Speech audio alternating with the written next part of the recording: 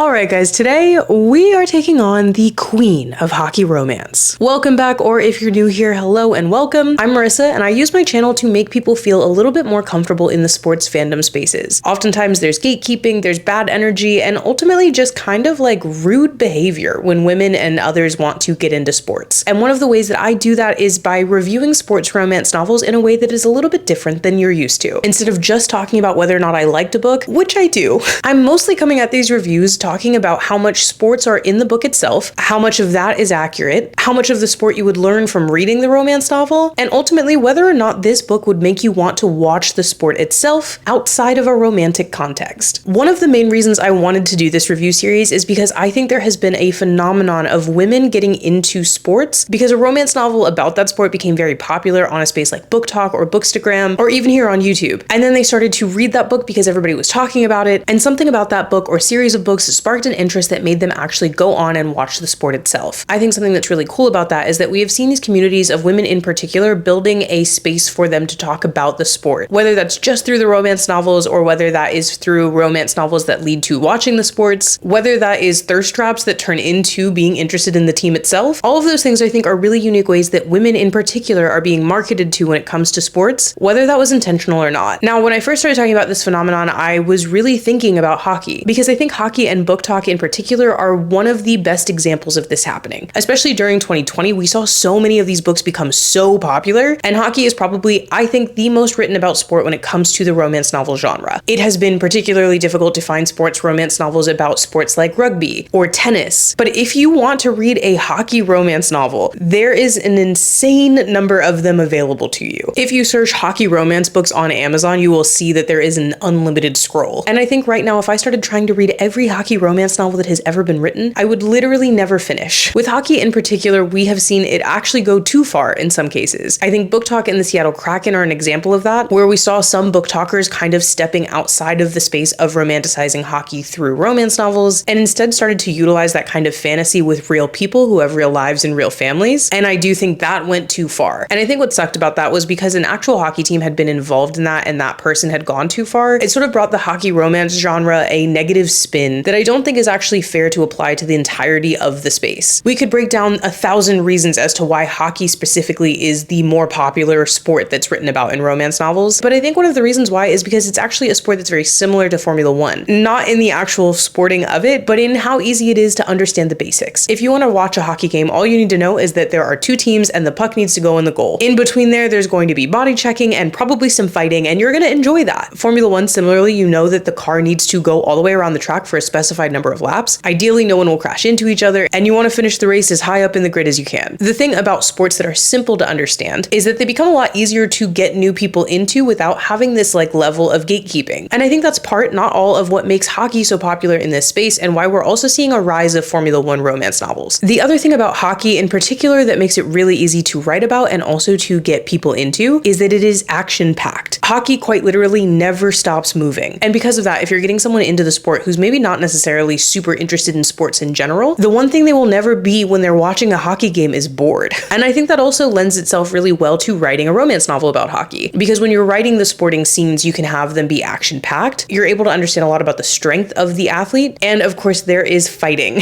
And fighting in a sport is going to always be a little interesting to watch. There is something inside us that goes, yeah, I like that. As a big hockey fan myself, I was really excited to see this splurge of women that were getting interested into the sport because of romance novels. And honestly, as a fan of romance novels, I was excited to see the sport kind of move into that space as well. And as much as I love all of the other sports books that I have covered for this series so far and that I will cover in the future, I think I would be remiss not to talk about the fact that hockey is very much the sport that shifted this romance novel obsession in the sports space online. Book Talk in particular has made a very big change to the publishing industry, and the fact that hockey romance novels in particular have become so popular, we're actually seeing a shift in the way that publishing is happening, because a lot of these books were independently published, and now we're actually seeing them move into traditional publishing spaces, whether that is that the author of that popular book received a traditional publishing contract for their next book, or in some cases we're actually seeing those books be republished by traditional publishing companies. And one of my favorite things that shows you how much this has affected the industry is that former hockey hockey wag and TikToker Lexi LaFleur Brown was actually able to not only write a hockey romance novel, but sell it to a traditional publisher. And a lot of that came from the fact that she was making TikToks talking about the behind the scenes of being a hockey wag. Lexi's book deal, I think, is really interesting because it shows that there's not only a demand for hockey romance novels, but that someone from that world can write one without feeling ashamed or embarrassed of that. I think it's the exact opposite of what we saw happen with the Seattle Kraken. The details of Lexi's book deal that came out back in April are that she's going to be published by Canary Street, and it was listed as a significant 2-book deal, which means she got paid a good chunk of change. The book is called Puck Luck. The book summary that we have so far is that a struggling former NHL first draft pick has a change of luck after a one-night stand with a local artist and decides that she is the good luck charm he needs to get his groove back. And so I think that in particular, it's so cool because we're looking at someone who is literally in the hockey world, was an insider to the NHL, has shared some of those secrets online, has built enough of a following with that to be extremely marketable, sat down, wrote a book that fits this kind of fantasy of a hockey romance, and is putting it out there with a significant amount of money behind it. This, I think, really shows so much of what I love about sports romance novels, and hockey romance novels in particular, and why I started this review series. But I give you all of that background because I would say one of the people who caused so much of this shift in hockey romance novels, and the sports romance novel genre overall, was Elle Kennedy, whose book we're talking about today.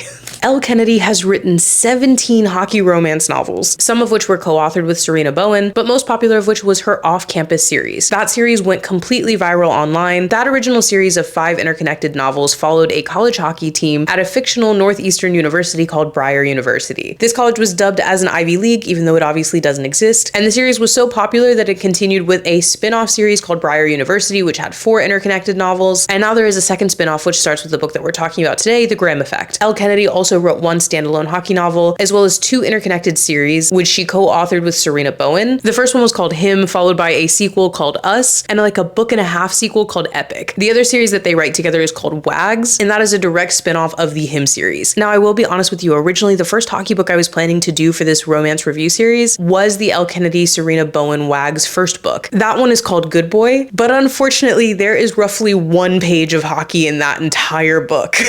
And while I read it in like 24 hours, found it quite addicting and had a lot of fun with it, there wasn't a lot to talk about when it came to the sports of the sports romance novel series. So instead, we are doing The Graham Effect, because quite honestly, I think this is the book that has the most sport in it of all of the books I've done so far. And honestly, whether you love Elle Kennedy or you hate her, you have to acknowledge that she has had a huge part in this resurgence of hockey romance novels. And for that, we gotta give her props. And in order to do that, it felt like the first hockey book I did for this series had to be written by her. So all of that being said, let's dive into The Graham Effect. When I do these reviews, I like to talk first and foremost about the stats of the book itself. You may be able to see that this is a hefty book. It's 498 pages. And if you've watched the previous reviews in this series, you know typically I think that is too long. It's too long for a romance novel. There's always things that can be cut. There's always darlings who can be killed. But if we're being honest, this book read so quickly that it didn't bug me. And I think one of the reasons it didn't bug me is if you look at the tabs, you can see how much hockey there actually was in this book, which was a lot. The blue tabs are actual on-ice action. The green tabs are when they were talking about hockey, which I eventually ran out of, so some of those purple tabs are also talking about hockey. That's how many hockey tabs there were. I actually literally ran out of talking about hockey tabs. And lastly, the pink tabs are actually people watching hockey. So the truth of the matter is there is a lot of hockey in those 498 pages. I've marked 8 different places where there were actual on-ice action of hockey, 17 tabs of them talking about hockey, which to be honest, there's probably more than that, but I actually just wanted those tabs to represent significant hockey talk. So there are places in this book where hockey is referenced or they're going to practice or something like that that I just didn't feel was so significant and needed to be mentioned. So 17 tabs is pretty intense for not every word of hockey that's in this book. And I marked 3 significant sections where hockey being watched was important to the story. So off the bat, is there a lot of hockey in this book? Absolutely yes. If you like hockey, if you like hockey action, this is going to be a book that serves that, which to be fair, Elle Kennedy, as I mentioned, doesn't always do. So I was really pleasantly surprised to see that. The other reason I was adamant about reviewing this book is because one thing that is incredibly hard to find is a hockey romance novel where the female main character is actually a hockey player. This book is super unique because it is a dual perspective novel and both of our main characters are hockey players. This is something that I personally haven't come across, and if you have, I would love to read more like this, so please feel free to leave titles in the comments. But it was something that I found absolutely delightful. If you've watched other videos on my channel or you know me at all, you know that women's sports are very important to me. And as much as I love that romance romance novels are getting women into the sports because of the fantasy of falling in love with an athlete, there's something very specific and interesting about allowing the woman to be the athlete too. So that being said, let's dive into some of the specifics. Our female main character is Gigi Graham. If you read the original off-campus series, she is in fact Hannah and Garrett Graham's daughter. This is just like a fun tie-in, and honestly, if you did read the original off-campus books, a lot of the characters feature in this book, and it was kind of fun. I think a Next Generation series can always go to the left, but this one honestly is already set up to have more hockey, different romance dynamics, and just by nature of it being a later book in Elle Kennedy's career, personally, I found it to be a lot better written, but still has some of the, classic Elle Kennedy stuff that you come to expect. Gigi plays women's hockey for none other than Briar, and she also has a giant dream of making it to the Team USA roster. Ultimately, she wants to win a gold medal in the Olympics, and there are a couple of things that are keeping her from being able to do so. Enter our male main character, Ryder. Ryder is the co-captain of the Briar men's hockey team, but only due to the fact that Briar is absorbing one of their main rivals. There's another college that basically goes under at the beginning of the book, and the only way they're able to kind of save the school and the students is by absorbing them into Briar University, which means that the men's hockey team has to be absorbed together as well. That means that there's also going to be about half the teams that get cut, and tensions are high. For some reason, the women's hockey team is not going to be merged as well, whether that's because the other school didn't have a women's hockey team or that they just didn't want to do the same thing twice. Not totally sure, but isn't really that important, I guess. But from a storytelling perspective, things are good. Tensions are high off the bat. We also start the book with like a flashback scene to when Ryder and Gigi first meet, and that's when they're kids, because Ryder is at a hockey camp that is run by Gigi's dad, Garrett, and Gigi herself is helping at the camp. They start things off with a little bit of a bad attitude as he assumes that she's a figure skater and tells her to get off of the ice. Obviously, he's then embarrassed to find out that she is the daughter of the hockey legend Garrett Graham, and in fact, a hockey player herself. I actually really liked this because you open it up with a hockey scene that is not so intense that you're already through the season, but also gives a little bit of a backstory. Because I think so much college romance novels, whether they're sports romance novels or not, really have a dynamic of this is the first time these two characters have met, by nature of the fact that college is where you meet new people. But there's something really good about Ryder just instantly invading her space years after they've already had kind of a rocky introduction. To make matters worse, Gigi's ex-boyfriend is the other co-captain, and her ex-boyfriend and Ryder are not exactly fans of each other. So things that are good about this narratively: one, we're set up for an insane amount of hockey as everybody involved plays hockey. Two, you get some nods back to the original series if you were a fan of that, but not a requirement in order to read the book. And three, we've got tension all over the map. Romantic tension, sports tension, teammate tension. We love a little bit of tension. So I've kind of already answered the question that I typically do answer in this book review series. Could these two characters have fallen in love if it weren't for hockey? Absolutely not. Hockey is so core to these characters, but also the reason that these two people start talking to each other. I think something that's really well done in this book is that there is something that actually causes these two characters to be forced together in a mutually beneficial relationship that has nothing to do with the romance. Get your head out of the gutter. Okay, later it has something to do with the romance, but at the beginning, no. The reason why these two characters end up spending time together is because Gigi really wants to make the Olympic team. In order to do so, she needs to get better at one specific thing in her game, and that is her behind the net game. If you don't watch hockey, it's actually pretty self-explanatory and explained well in the book, but essentially there are periods of the game where hockey players are going to find themselves in close quarters with their opponents and the puck. A hockey player with a good behind the net game is not only able to get outside of those spaces and maintain possession of the puck, but create scoring opportunities for their team. And that specifically is something that Gigi is struggling with on the ice. Early on in the book, we find out that Team USA is looking at Gigi as a potential member of the team, and we also find out that Gigi is struggling at that specific thing. It's highlighted and it's something she knows she needs to work on, but it's also something that hurts to talk about. Because something that I find really interesting about this book is that because we are actually focusing on a women's hockey player, there are moments that are core to this story that talk about the inequity between women's sports and men's sports when it comes to hockey. Gigi's family actually calls her Stan, which is a shortened nickname that derives from the Stanley Cup. Elle Kennedy opens this book by having Gigi talk about the fact that when she was a kid and her dad was winning the Stanley Cup, she believed that Stanley Cup was a real person. And when she was asked what she wanted to be when she grew up, she said Stanley Cup.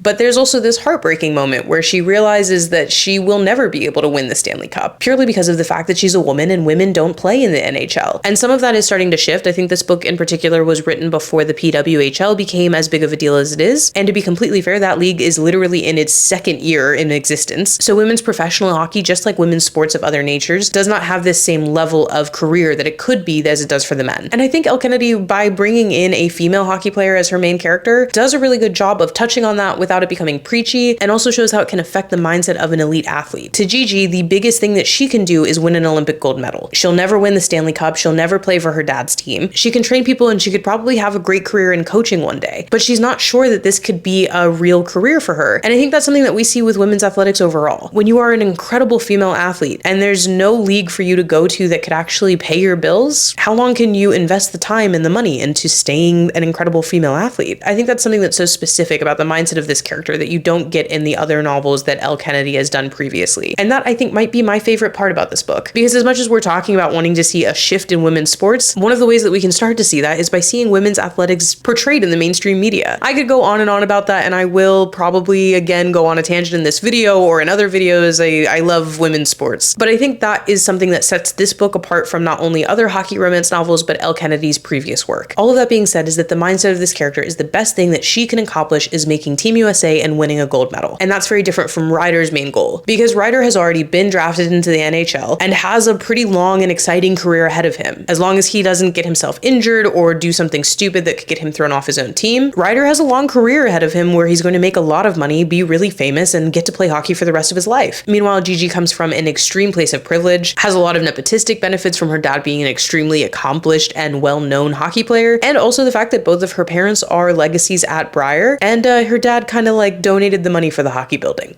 There's also some nice moments where we find out that Garrett was actively trying to make sure there was a hockey program for Gigi to go to. As soon as he noticed that Gigi wanted to play hockey, he started donating money to Briar University specifically for the women's hockey program. He gives her advice, he encourages her. We find out that she was very involved in his hockey world while she was growing up. All of those things were a really nice depiction of the way we can support young women as they're trying to become athletes. Because I think we also fall prey to a lot of female athletes being told there's no career in this for you. This is just a great hobby, this is something to get you into college, and we don't see that with Gigi. We see her being told that she can do whatever level of hockey she wants to do, and that as long as she puts her heart and soul into being happy, that's fine. So why did Gigi and Ryder, these two people who already have a bad history with each other, end up spending so much time together? First of all, Ryder idolizes Gigi's dad, and after a awkward moment, he realizes that Gigi's dad is not a big fan of him. Garrett runs a hockey clinic where he invites one of the NCAA players to come and coach, and he usually picks one from Briar. Ryder rightfully believes that this would be good for his career and wants that spot, but also rightfully believes that Garrett doesn't like him, and so he's not going to sign him. And after some pretty bumbling moves between the two of them, Garrett also insults Gigi's hockey game, specifically her behind the net skills. But Gigi knows that she needs to get these skills polished, and she sees an opportunity for a bit of quid pro quo when it comes to this. Basically, she asks Ryder to help her with her behind the net game, and in return, she will talk him up to her father and hopefully try to get him that coaching position. A very simple arrangement and a very classic romance trope. And of course,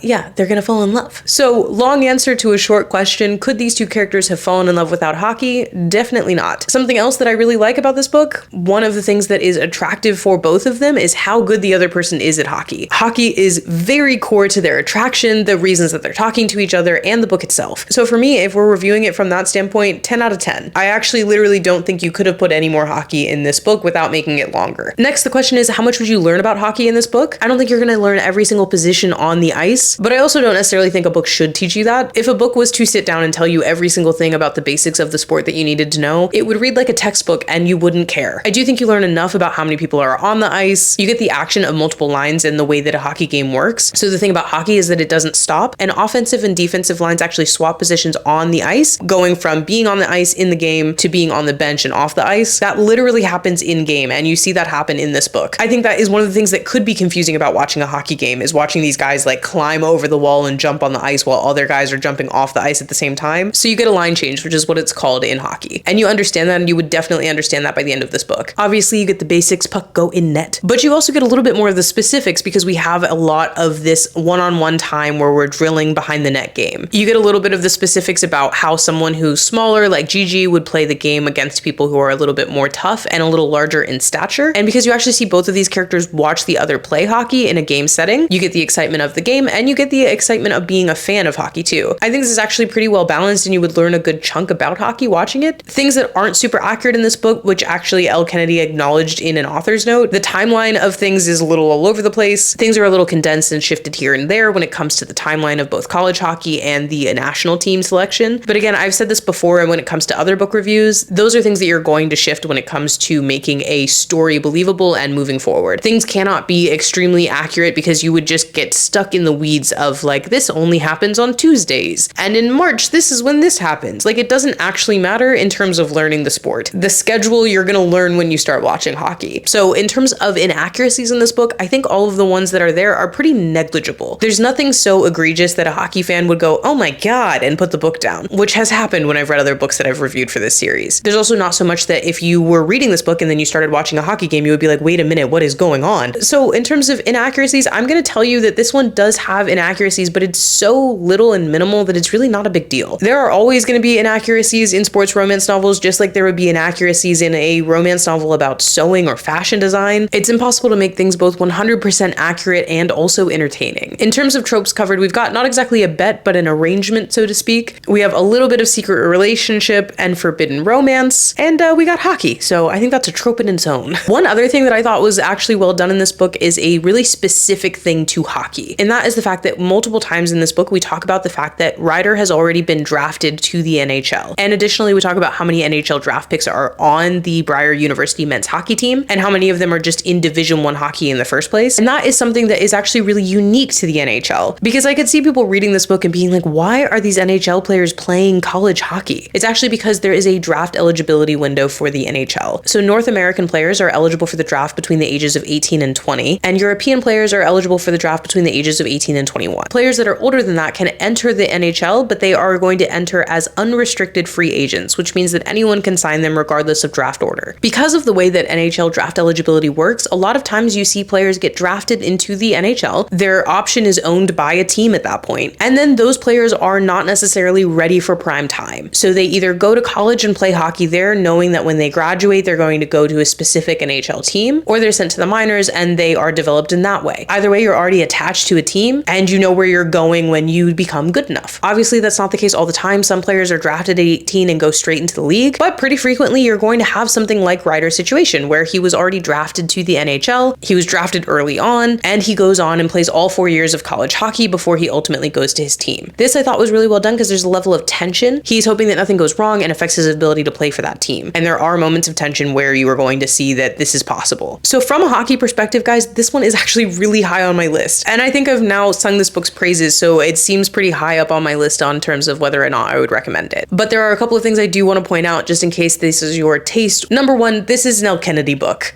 It's gonna be spicy and it's gonna have some trauma, and if you haven't read any of her books, you should know that. Second, completely contrary to that, this was very different than Elle Kennedy books in that it was an extremely slow burn romance. So if you're looking for something where characters are smooching right off the bat, it's not gonna be this book. But if you're someone who likes a good build-up prior to those types of things, this one's for you. Next, there are a couple of things that I think won't work for certain readers, and I think things that could have been cut out, and a couple of things that I think could have been cut down. Namely, I think Gigi's ex-boyfriend drama really could have been cut down quite a bit. And I also think Gigi making out with Ryder's best friend is something I could have lived without. I don't think either of those things make this book unreadable, but if you're someone who can't deal with like past relationships never going away, it's a longer point of tension in this book than there needs to be. Ryder also has a pretty tragic backstory, which could be a little uncomfortable for people. I think it's something though that if you're used to Elle Kennedy's books, it's pretty much up the same alley. I think there's often a piece of trauma in these backstories for these characters, and I would say it's probably one of my least favorite things about Elle Kennedy's writing, but I think it's also pretty standard in the romance genre in a way that I wish it wasn't. It is relevant to the plot and there's a lot going on with it, but generally I do find that this author can take the backstory trauma in her characters a little bit further than I personally want to read. But those are my real big negatives of this book. Overall, is hockey pivotal to this book? Absolutely. Are there things that I find unique about this romance novel that I have not seen in others? Yes. In particular, I think this book is for you if you want to read a romance novel that involves women's sports. Having Gigi be a hockey player herself, I think really changes the dynamic of this book, makes the sports so much more centric than they would be in a different type of book, and gives the reader, I think, an insight into something that I think is really interesting, which is what does an elite hockey player do if they're a woman and there's not really a future for them in this sport? How do we keep driving ourselves as athletes when you feel like there's not a space for you to do that? And I think it makes sports really centric to both of these characters. So overall with this book, I was just genuinely pleasantly surprised. I thought there was a possibility it would be similar to the last Elle Kennedy book I read, which was like no hockey, all romance. This, I would say, is a lot of hockey and a lot of romance. Also, maybe like half hockey, half romance. It really worked for me. It's one that I would actually say, yes, I do recommend whether you like hockey or you don't like hockey. I don't think there are any points where a hockey fan is going to be so upset by the inaccuracies that they have to put it down. And I don't think there's like knowledge required or gatekeeping in this book if you've never watched hockey before. I think it would absolutely make you interested in the sport of hockey overall, and I also think it might make you tune into a PWHL game. I actually want to say, if you are a fan of this book, I hope that you tune into women's hockey this year. The NHL is great, and I think we should all continue watching it, but the PWHL is growing at a really intense rate. If you're not familiar with the PWHL, it's the Professional Women's Hockey League. Most of their teams are currently in the Eastern market as well as in Canada, but they are televised. You are able to watch them. If you live in one of their markets, you can go to the games. There is so much lore and backstory with these players. They have great personalities and they're so easy to attach yourselves to, and they just released some pretty cool logos for next year's teams. So if you liked this book, I would challenge you and beg you to watch the PWHL. Watch it alongside the NHL. Watch men's hockey, enjoy men's hockey. Men's hockey is great, but watch women's hockey too, because it's really, really fun to watch. And I think this book will give you a taste enough of it to make you interested. So that's it for the Graham Effect. Overall, obviously, it's a yes from me. I would say read this one. As always, these reviews are like 50% stats and 50% just my own personal taste and opinion. So if you've read the Graham Effect, I actually would be really curious how you felt. Did it stack up against the other Elle Kennedy books that you've read? Did you enjoy it? Was there too much hockey? Was there not enough kissing? There was enough kissing. All of those things, let me know in the comments down below so we can chat about the book. And as always, if there is another book or sport that you want me to review in this way, please feel free to leave titles or specific sports in the comments down below and I'll add them to my list. The next book is going to be a Formula One romance. And if you haven't watched the other romance reviews in this series, you can watch those on the playlist that's here. We've done NFL, we've done Formula One, we have done the Olympics, swimming, gymnastics, there's a whole bunch there. So feel free to dig into those. And if you want to learn more about sports in a way that is fun, inviting, and, you know, not gatekeepy, feel free to check out the other content on my channel. I hope you enjoyed this one. I had a lot of fun with it. Obviously, this one was a little bit longer than they typically are because I had a lot to talk about, and I'll see you for the next one.